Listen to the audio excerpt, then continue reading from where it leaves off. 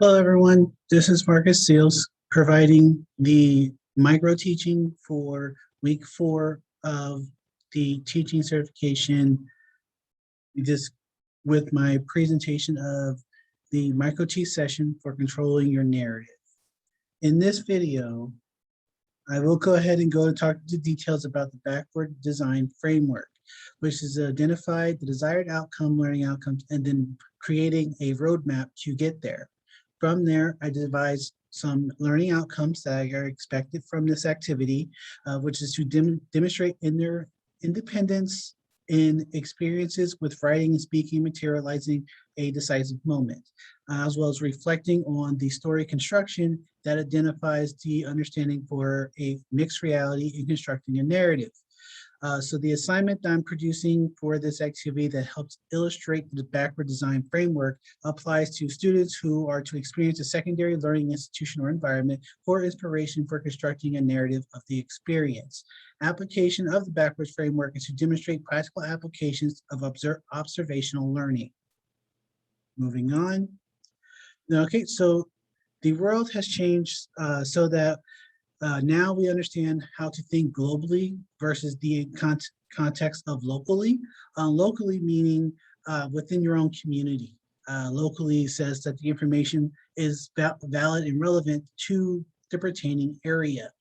So your physical location may also be rated from if you're in the United States, in the state of Texas, in the state of San Antonio, in South Texas region, to thinking about it, how does environmental space works externally or globally, of saying how does this work in relation to society as a whole, human abilities, as well as first through third world countries. So this allows the idea of constructing a narrative to be shared amongst personnel who are not only local but extends out into the world through a idea of social media and or in this case the video as it's being posted on YouTube. The direction for projects on creative thinking adds when leading people directly to an online page where they can quickly access to learning cultural content. So in this case, in my secondary learning environment, I chose places that are accessible physically here in San Antonio, and then that can be broadcasted externally outside of the United States or anywhere this video can be viewed as it's coming from YouTube. So my potential locations of which I went to think about was the San Antonio Museum of Art, the San Antonio Botanical Gardens, the Whitty Museum, or the Alamo, being that these are local areas that are known for Texas histories and cultures. Okay, so the application of the backwards framework, I just through the just connects to the ethnographic narrative, which is a comprehensive study of culture, an ethnographic that informs its reader through narrative, the immersion of the experience alongside a description of a traditional interview. So since this is a form of interview that works along the self, you're essentially planning out the way you understand and interpret the experience of going to the location. So that I talked about the outcomes, the evidence, and then delivery. Here's where I chose the San Antonio Botanical Garden. I went there yesterday and I spent 2 hours there.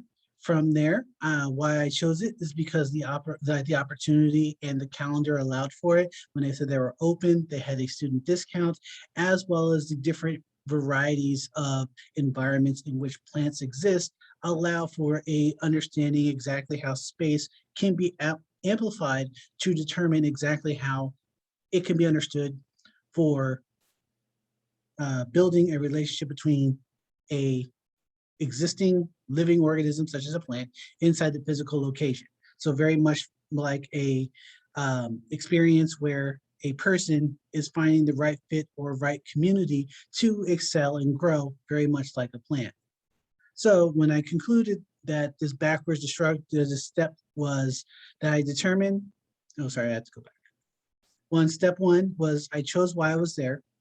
Then step two is learning conclusions, observing how the settings make life grow in the space and the variations to the way I experience being in different climates. So the difference between my ability to be aware in a dry area compared to the rainforest, compared to the section where birds and amphibians lied, all the way to the outside experiences of flatlands and grassy areas. So San Antonio allowed for opportunities to where plants can grow naturally, a controlled environment, a controlled physical environment, in case being encased into a pot or plantery, outside, outside dry, outside rich in moisture, using sprinkler systems and some kind of water delivery system. And then finally, exactly how others are envisioning this. This was an installation from where students who were in K through 5 went to this experience and actually decided to do a drawing paper mache of this and then presented it as a display or a donation to the botanical gardens. So that led me to the conclusion that what factors such as temperature, space, and variations affected the time and attention that came into the understanding exactly how the environment was rich in information based on saying there was a lot of plants in a condensed space compared to when they were more spread out. And then I was able to take a personal attachment to that and said, this is very meaningful to me when asking the question, how does good fit apply to an environment, or in case this term was defining an ecosystem in a workplace environment, which is simply to conclude is the idea that a person like a plant grows or does not grow within a conditioned or structured organizational ecosystem.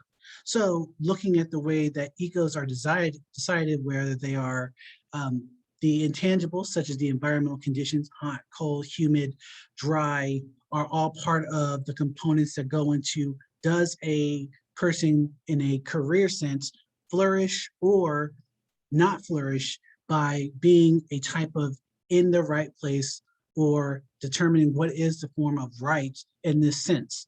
So by simply going out to a location and bringing this information back, I would challenge a person to use their mind's eye to conclude if what is a good fit and what does good fit applies to a person without having that interconnected connectivity, but learning and seeing and expressing and experiencing how a environment can inform growth and or hindrance based off of the conditions that create the ecosystem itself. So if anybody has any questions about the way that the backwards framework works, is that step one, I identified a place where a learning outcome can be achieved. Step two, I provided the evidence based off of a visual and physical experience. And then I was able to construct a understanding of exactly an organizational behavior structure that applies to human connectivity within a given workplace or environment. So that is my presentation. If anybody has any questions, feel free to use the chat and or private message to communicate with me. Thank you so much, everyone.